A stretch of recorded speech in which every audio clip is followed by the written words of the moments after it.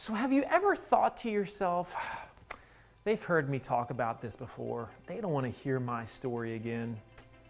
Well, if you've ever thought that, that's what we're going to talk about in this video.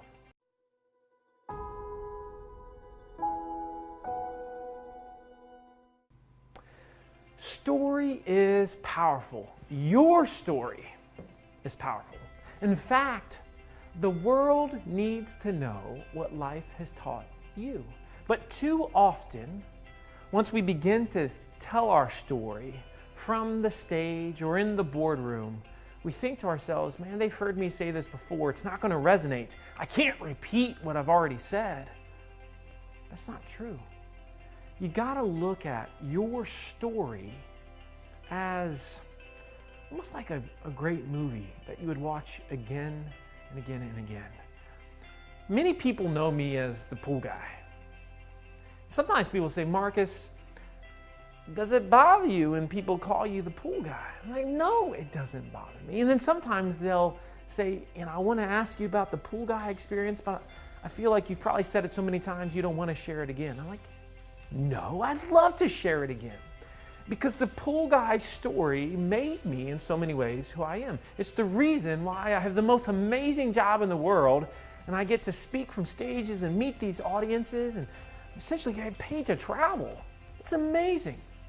But it's happened because I've told that pool guy story over and over again. I tell it well. Think of some of the greatest speakers of all time. My favorite is Jim Rohn. And Jim Rohn used to always tell the same stories. I was just a poor farm guy growing up in Idaho, behind on my promises, right? Or Les Brown, one of my favorites of all time. Love Les Brown. He talked about how he was labeled as mentally retarded and how he was just left abandoned in a building. And these are the things that we've heard them say over and over again. But yet, we listen to Jim Rohn again and again and again. Les Brown.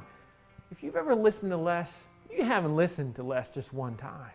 You've listened to Les Brown many, many times. Because again, just like it's a great book or a great movie, if you have a great story, it needs to be heard.